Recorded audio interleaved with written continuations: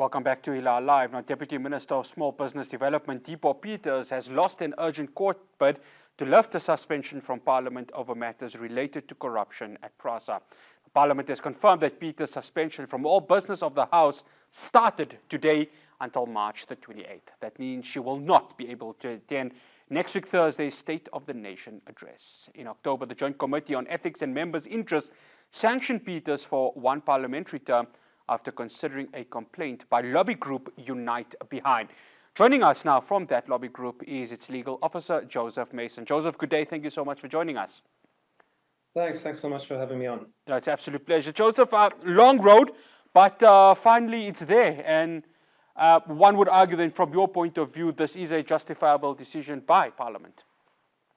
It's definitely justifiable. In fact, it doesn't really go far enough. You know, the committee only dealt with 3 of our grounds of complaint against Dipuo Peters, and the sentence is extremely light. She was suspended for 1 term of Parliament with pay. You know, she can still continue with her duties as a minister. She wasn't fined in any way. And then when she took the decision of Parliament to court, we were kind of surprised because it was such a light sentence. But I think she, is feeling the reputational harm that it's had on her, and it's not the end of the road, although it has been long. This is probably breaking news on your show, but she has now appealed today the decision of the High Court here in the Western Cape. So we'll have to wait and see what the court does, whether they grant the appeal or not. We think it's doubtful given the weakness of her application, but we'll have to see what happens. Joseph, okay, you've just mentioned that she's appealing obviously the High Court decision. On what grounds does she have to stand on this appeal, given that, of course, it has been, quite telling that she was, potentially facing that parliamentary sanction, which of course happened? Well, Acting Judge Adhikari gave a very clear judgment, in our opinion, and it was based on 2 things. First of all, she submitted the application extremely late. Although the decision was made on the 28th of November, and she was notified of it on the 6th of December, and she states in her court papers that the application was ready on the 17th of December. She only submitted the application to court and served it on us and Parliament on the 10th of January, which only gave us 4 court days to respond. And so we were highly prejudiced with the timeframes that she allowed for us to respond to this application. So it was dismissed on the grounds of a lack of urgency, or as it's called, a self-created urgency. And she tries to argue against that in the appeal, but I think unconvincingly.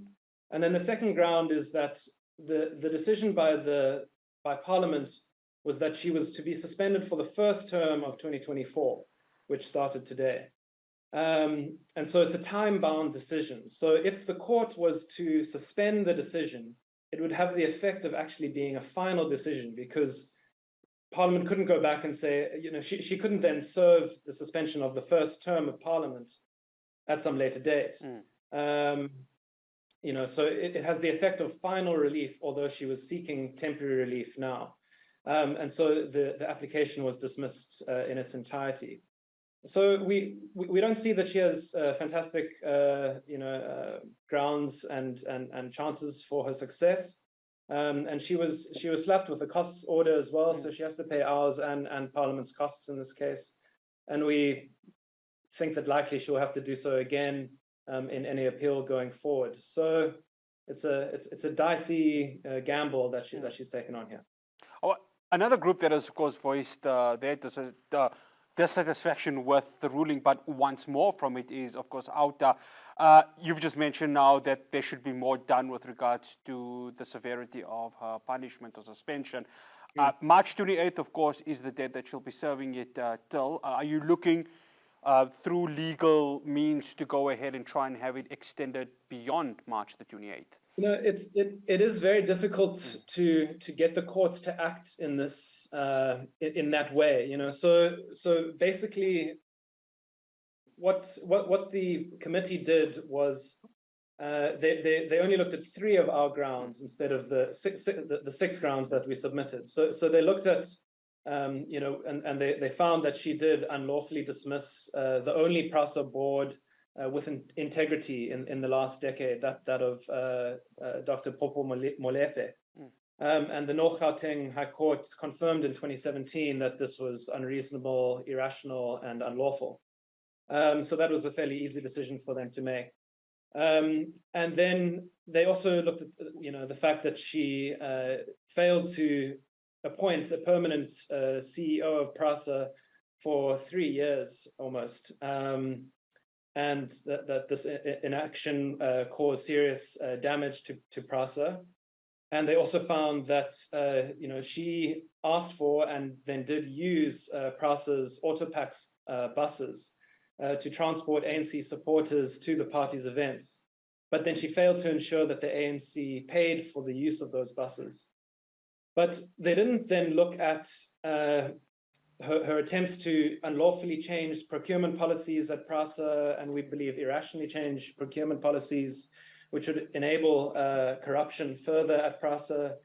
It didn't look at the fact that she stopped the Molefe board's investigations into corruption at PRASA, and the fact that she failed to investigate that 79 million was paid to the ANC through the corrupt Swifambo contracts. These are those infamous contracts about the toll trains that didn't fit our railways.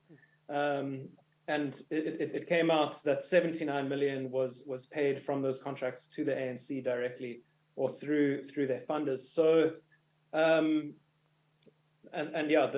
committee failed to investigate those things. So yes, we would like the court to have a look at that, and we may look at that in the appeal process, whether it's possible to bring it out there. The problem is with the separation of powers. Courts are wary of wading into the domains of Parliament, and that is also one of the reasons why this case from Minister Dipuo Peters was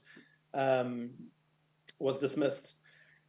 So we're unlikely to go to court on that, although we'd love to pressure Parliament to have another look at it. Joseph, you're mentioning, of course, the extent to these these matters related to corruption at PRASA. I mean, how damning are they, given, of course, that these are SOEs that continue to, still reel from the years of state capture and before? So Minister Peters was the transport minister from, I think, 2013 to 2017. And these are really the crucial years of PRASA's decline. These are the years where unchecked corruption really blossomed at the organization, at the state-owned enterprise. And it's left deep scars, with real terrible effects on the poor and the working class. We're sitting with a situation now, for instance, in Cape Town, where most people have moved away from using trains and are now using taxis and buses. And they now are paying, on average, around 30% of their incomes just to get to work. And so this has a real effect on the poor and working class. And so, yes, we would have loved to have seen a much stronger sanction on Minister Peters and the others that we submitted complaints against. We submitted complaints against 5 other MPs, which came out of findings against them in the State Capture Commission of Inquiry, the Public Protector's reports, Auditor General findings, and court cases. And in all of these cases, we would have liked greater sanctions to have been made. However, we aren't in the position to take all of these things to court. It's an extremely expensive endeavor. But we would like to encourage people, even if we aren't getting these massive sanctions, we're still getting some accountability. And we're obviously getting under the skin of people who are responsible for the downfall of PRASA and other state-owned enterprises, which is shown by Dipuo Peters' court case against us. So we want to encourage people to use the ethics committee process at Parliament to submit complaints. Anybody can do it. Anybody can. You don't need a lawyer. You don't need a whole legal team. It really doesn't cost much to submit complaints against MPs who you believe are corrupt or who are, have mismanaged their portfolio or have done any other sort of unethical conduct. So we'd really appeal to the public to use this ethics committee process. Joseph, we've got just less than a minute. Of course, what has happened with Minister Peters, do you feel that this sets the precedence for any MP, of course, who gets sworn into office, of course, takes the seat in the National Assembly, that impunity will no longer be the order of the day? We hope so. I mean, and we were, to be honest, quite surprised with the outcome, because Dipuo Peters is an ANC MP, and she was found to be guilty of breaching the code of conduct by other, a majority ANC committee and then a majority ANC National Assembly. And so we hope that it is signaling a turnaround in dealing with corruption in South Africa.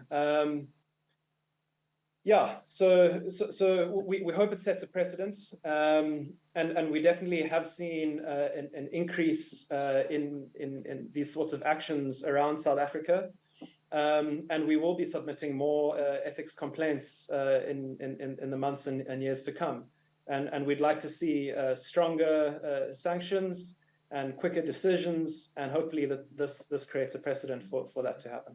Joseph Mayson, thank you so much for joining us on Hilaal Live. Much appreciated. Thanks so much. Appreciate your time. That's Joseph Mayson, legal officer at Lobby Group Unite Behind. After the break, I'll have your latest in news, finance, and sport. Do stay tuned.